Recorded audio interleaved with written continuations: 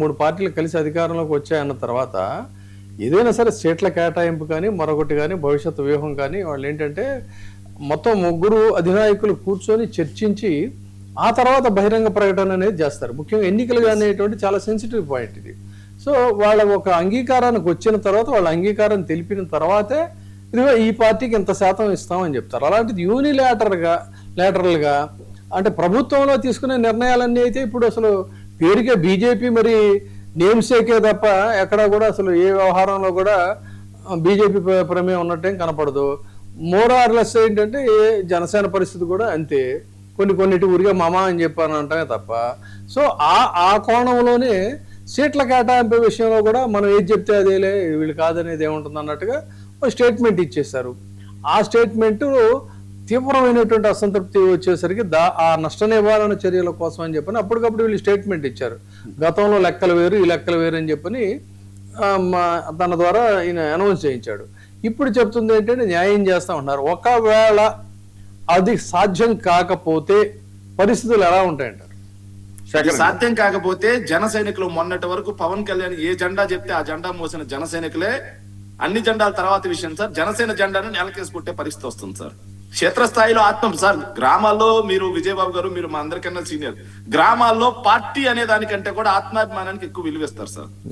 జనసేన పార్టీని నిన్నటి దాకా మూసి ఆ గ్రామాల్లో స్థానిక సంస్థల్లో పోటీ చేయాలి అనుకున్న వ్యక్తి సో వాళ్ళకి ఇవ్వాల్సిన పరిస్థితి వస్తే సో అతను ఏం చేస్తాడు సార్? ఇంకొక విషయం కూడా చెప్తున్నాను సార్, ఒక విశ్వసనీయ సమాచారం అది ఎంతవరకు నిజమో మనకు తెలియదు కానీ జనసేన పార్టీలోనే అత్యంత విశ్వసనీయ, ఇప్పుడు అన్ని పార్టీల్లో అందరికి మిత్రులు ఉంటారు సార్, మీకు ఉంటారు, అదే విధంగా జనసేన పార్టీ ఒక విశ్వసనీయ మిత్రుడు సమాచారం ప్రకారం ఏంట్రా అంటే పవన్ కళ్యాణ్ గారు తన అన్న అయినటువంటి నాగబాబు గారికి మంత్రి పదవి ఇయ్యలేదని చెప్పేసి విపరీతంగా ఆగ్రహానికి వ్యక్తమైనట్టుగా, సో మంత్రి పదవి మీరిచ్చేది ఏంటి, కేబినెట్ ర్యాంకే నేను ఇచ్చుకుంటానని అతని శాఖలో కేబినెట్ ర్యాంక్ తోటి ఒక చైర్మన్ ఇచ్చినట్టుగా, రేపు లోకేష్ బాబు గారిని పట్టాభిషేకం చేయడం కోసం ఒక తెలుగుదేశం పార్టీ వాళ్ళు పావులు కదుపుతున్నారు, దానికి అగైనెస్ట్ గా అలిగున్నారు. అందుకోసమే అతను అసెంబ్లీ సమావేశాలకు వెళ్ళలేదు, అందుకోసమే కేబినెట్ మీటింగ్స్ కి వెళ్ళట్లేదు, అందుకోసం అని చెప్పేసి ఇది జరిగిన తర్వాత బీజేపీ ప్లస్ జనసేన ఇద్దరు కలిసి కూటమిలో నుంచి బయటకు వచ్చి ఫైట్ చేయాలనుకున్నట్టుగా ఒక చిన్న సమాచారం ఉంది సార్.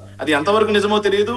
సో పవన్ కళ్యాణ్ అనే వ్యక్తి వాళ్ళు ఎన్ని సీట్లు ఇస్తే అన్ని సీట్లు తీసుకోవడం, అదే విధంగా లోకేష్ బాబుని సీఎం చేసినా సరే చూస్తూ ఉండడం లాంటి కార్యక్రమాలు చేస్తే ఎన్నాళ్ళు పవన్ కళ్యాణ్ ని జనసేన జెండాని జనసేన పార్టీని పల్లికిలా మోసినటువంటి జన సైనికులే పవన్ కళ్యాణ్ గారికి బుద్ధి చెప్పాల్సిన పరిస్థితి వస్తుంది సార్. సార్ నాకు అంటే ఇందాక ఆయన అన్నట్టుగా జర్నలిజంలో నాకున్నటువంటి అనుభవం ప్రకారంగా చాలా మంది ముఖ్యమంత్రులను చూసాం, మంత్రులను చూసాం, వాళ్ళందరితో మనకున్న సాన్నిహిత్యం ఇదంతా చూసి ఆ నేపథ్యాన్ని ఒకసారి కనుక పరిశీలిస్తే ఏ ముఖ్యమంత్రి కూడా అంటే ఇంక్లూడింగ్ గతంలో చంద్రబాబు నాయుడు గారితో సహా ఎవరు కూడా ఫలానా అభ్యర్థికి నేను మంత్రి పదవి ఇస్తున్నాను అని చెప్పి లిఖిత పూర్వకంగా కానీ మౌఖికంగా కానీ గతంలో ప్రకటించిన దాఖలాలు లేవు.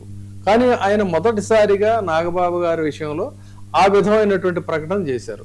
చేసి చాలా కాలం అయిపోయింది, అది ఇప్పటికీ కూడా మాట నిలబెట్టుకోలేదు. అలాంటి నేపథ్యంలో ఇప్పుడు ఏదో క్యాబినెట్ ర్యాంక్ అన్న నిజానికి ఏంటంటే నేను అంటే నాది కాన్స్టిట్యూషనల్ బాడీ, నేను ఆర్టీఐ కమిషనర్గా నాదైతే చాలా పవర్ఫుల్ పొజిషను. ఆ తర్వాత నేను లాంగ్వేజ్ కమిషన్ చైర్మన్ కూడా క్యాబినెట్ ర్యాంక్ చేశా. అది కూడా ఏంటంటే అధికారికంగా ఆ గవర్నమెంట్లో ఆ స్ట్రక్చర్ ఉంది. కానీ ఇదేంటంటే కేవలం ఒక మంత్రిత్వ శాఖ నుంచి ఒక జీవో ద్వారానో ఏదో అనౌన్స్ చేసిన తప్ప దానికి ఎక్కడ స్టాట్యూటరీ ఇది లేదు. అలాంటిది దానికి ఒక క్యాబినెట్ ర్యాంక్ అనేది కూడా ఏంటంటే ఒక రకంగా చెప్పాలంటే అచ్చ తెలుగులో ఒక అజాగళ స్థానాలు లాంటి ఇదే. అంటే వెరీ సారీ టు సే, వేరేగా దాని మీద కన్సర్న్తో చెప్తున్నా. పాపం మంత్రి పదవి ఇస్తామని చెప్పన్నారు, ఇస్తామన్న వ్యక్తికి ఇస్తే ఇవ్వాలి లేకపోతే లేదు. కానీ ఇది తీసుకోవటం అనేది కూడా ఒక రకంగా చెప్పాలంటే అభిమానంతో చెప్తున్నాను నేను, ఒక అవమానకరమైనటువంటి అంశం ఇది. ఏం లేదు అక్కడ, అది నాకు తెలుసు కాబట్టి అక్కడ ఒక తెలిసిన వ్యక్తిగా చెప్తున్నాను నేను. క్యాబినెట్ హోదా వేరు, క్యాబినెట్ ర్యాంక్ వేరు, ఈ రెండింటికి చాలా వైరుధ్యం ఉంది. అది అలాంటి పరిస్థితుల్లో మరి ఈ విధంగా చేయటం అనేది కూడా ఒక రకంగా నా అబ్జర్వేషన్ ఒకటండి సార్, మీరు ఇటీవల కూడా బాలినేని శ్రీనివాసరెడ్డి గారిని ఇంటర్వ్యూ చేశారు. సో ఇలాగ పిఠాపురం వర్మ వర్సెస్ అక్కడ జనసేన, తర్వాత పిండం దొరబాబు, ఇక్కడ బాలినేని శ్రీనివాసరెడ్డి వర్సెస్ ఆయన దామచర్ల ఆయన, ఇలా ప్రతిసారి ఒక హీటెడ్ డిస్కషన్ జరుగుతుంది, ఏదో ఇంక అయిపోయింది వీళ్ళ మధ్య విభేదాలు వచ్చేస్తున్నాయి అనుకుంటారు ప్రతిసారి, మళ్ళీ నార్మల్ వచ్చేస్తుంది పొజిషన్. దీనికి కారణం ఏంటంటారు? ఇప్పుడు ఆయన కేరళ వెళ్ళిపోయారు, మా జిల్లాలో మాకేదైనా ఇదిగో మీరు ఇది చేయండి అని చెప్పని బాధ్యతలు అప్పచెబుతారేమో ఎదురు చూస్తే అలాంటి పరిస్థితి కూడా ఏమీ లేదని చెప్పని ఒక సీనియర్ మోస్ట్ నాయకుడు ఆ పార్టీలో ఉన్నటువంటి వ్యక్తి కూడా ఇవాళ వ్యాఖ్యానించాడు, అంటే ప్రైవేట్ సంభాషణలో. సో ఈ రకమైనటువంటి ధోరణి ఇప్పుడు అక్కడ నెలకొని ఉంది. సరే, అది వాళ్ళ అంతర్గత విషయాలు మనకు అనవసరం, కానీ మంత్రి పదవి ఇస్తానని చెప్పి మాట నిలబెట్టుకోకపోవడం అనేది పూర్తిగా it's a breach of trust. అవునా కాదా? దాన్ని ఎలా చూడాలి? తర్వాత ఇదేంటంటే నేతి బీరలో ఎవరో అన్నారు, నేతి బీరలో నెయ్యి ఎంత ఉందో ఈ క్యాబినెట్ ర్యాంకులో క్యాబినెట్ హోదా అనేటువంటిది కూడా అంతే ఉందని. అంటే వెరీ సారీ కానీ but this is a bare fact. So how do you see this?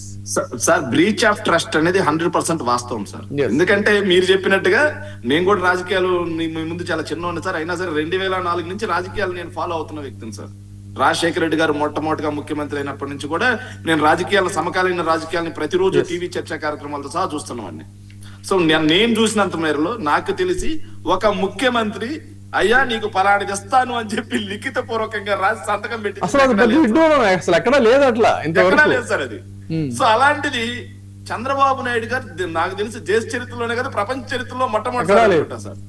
ప్రపంచ చరిత్ర ఈ హామీలకి ఏదైతే మొన్న సూపర్ 6 హామీలకి ఎట్లా సంతకాలు పెట్టి బాండ్లు ఇచ్చారో వాటిని అట్లాగే బ్రీచ్ ఆఫ్ ట్రస్ట్ కింద తొంగలో దొక్కారు సార్. ఇక్కడ నాగబాబు గారి మంత్రి పదవిని కూడా అలాగే తొంగలో దొక్కారు సార్. కాకపోతే వేచి చూసి ఇక కనీసం ఆ క్యాబినెట్ ర్యాంక్ ఏదో మీరు చెప్పినట్టుగా సో ఆల్రెడీ ఉన్నటువంటి రాజ్యాంగబద్ధమైన పదవులన్నా క్యాబినెట్ ర్యాంక్ ఇచ్చుంటే కొంత గౌరవంగానే ఉండేది సార్, కొంత గౌరవాన్ని ఉండేది సార్. అలా కాకుండా పాపం పవన్ కళ్యాణ్ గారు తన మంత్రిత్వ శాఖలో నుంచి ఒక ముక్కని తీసిచ్చి క్యాబినెట్ ర్యాంక్ ఇవ్వాల్సినటువంటి పరిస్థితి. నిజంగా చాలా అవమానకరమైన అంశం. ఎందుకంటే పవన్ కళ్యాణ్ గారు చేసినటువంటి ఫైట్ కి, ఆయన చేసినటువంటి త్యాగానికి నిజంగా అవమానకరం. జనసేన వాళ్ళు ఎట్లా తీసుకున్నారో తెలియదు కానీ సో మామూలుగా రాజకీయాల్లో ఎంతటి అవమానం అనేది మనం ఎక్కడ చూస్తున్నాం సార్. ఇప్పుడు పోనీ ఆయన డ్యూటీస్ అండ్ రెస్పాన్సిబిలిటీస్ ఆయనకి ఇచ్చినవి చూసుకుందామండి. ఆయనకి ఇచ్చింది ఏంటి పదవి? అటవీ శాఖ, అటవీ పర్యావరణ శాఖ, గ్రామీణాభివృద్ధి, పంచాయతీరాజ్ శాఖ. సో అటవీ శాఖ, పర్యావరణం, అటవీ శాఖ, పర్యావరణం, ఎకాలజీ అనే ఈ రెండు కూడా ముఖ్యంగా కేంద్ర ప్రభుత్వ పరిధిలోనే ఎక్కువగా ఉంటాయి.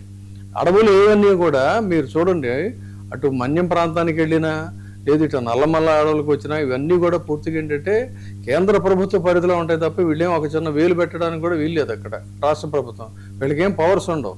కేవలం ఏంటంటే ఈ గ్రీనరీ వ్యవహారాలు, మున్సిపల్ దీంట్లో అక్కడెక్కడ ఇలాంటివి ఏదైనా ఉంటే. సార్ విజయబాబు గారు, సరే నేను ఇంటరప్ట్ చేస్తున్నాను సార్. ఈ అటవీ శాఖకు సంబంధించి ఫారెస్ట్ కార్పొరేషన్ చైర్మన్ అని చెప్పి ఫారెస్ట్ కార్పొరేషన్ కూడా ఒకటి ఉంటుంది సార్. ఎస్, అవును, దానికి చైర్మన్ ఉంటారు సార్. మళ్ళీ అదే చెప్తున్నా. ఇదే మోరల్లెస్ అక్కడ ఎకాలజీ అండి, అంటే పర్యావరణ అనుమతులు ఎవరండి ఇచ్చేది? నేషనల్ గ్రీన్ ట్రిబ్యునల్ ఇవ్వాలి. National green tribunal NGT. ఆ NGT ఏ పరిధిలో పని ఉంటుంది? అది కేంద్ర ప్రభుత్వ పరిధిలో ఉంటుంది. పర్యావరణం కంప్లీట్ కూడా వాళ్ళకి సంబంధించిన సబ్జెక్టు. తర్వాత అటవీ సంరక్షణ అనేటువంటిది కూడా పూర్తిగా అది కూడా కేంద్ర ప్రభుత్వానికి సంబంధించి. మరి ఇక్కడ ఈయన చేసే పని ఏముంటుంది? ఈయన బాధ్యతలు ఏముంటాయి? తర్వాత it's not a statutory body కదా.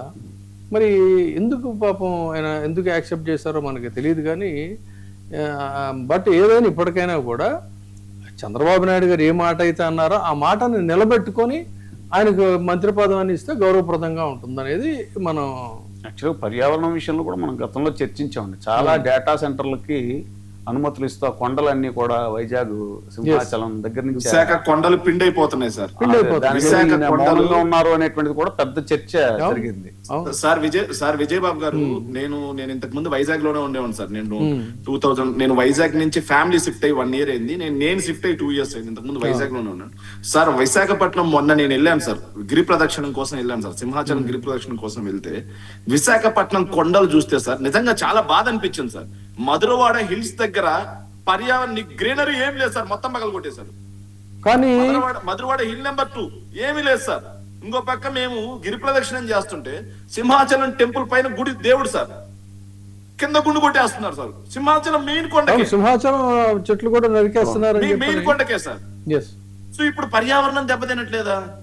పవన్ కళ్యాణ్ గారు దయచేసి పర్యావరణ ప్రేమికుడు అని చెప్తారు సార్. విశాఖ హుదూద్ తుఫాన్ సమయంలో విశాఖ డ్యామేజ్ కాకుండా కాపాడింది ఆ కొండలే సార్. అవును. ఈ రోజు ఆ కొండలు లేకుండా పోతున్నాయి సార్. జగన్మోహన్ రెడ్డి గారి హయాంలో ఆ ఋషి వ్యాలీ ఋషికొండ చేస్తుంటే గుండు కొట్టేశారు అని చెప్పిన పెద్ద పెద్ద ఫోటోలు అటు ప్రసార మాధ్యమాల్లో ఇటు ప్రింట్ మీడియాలో కూడా బీభత్సమైన అల్లరి చేశారు.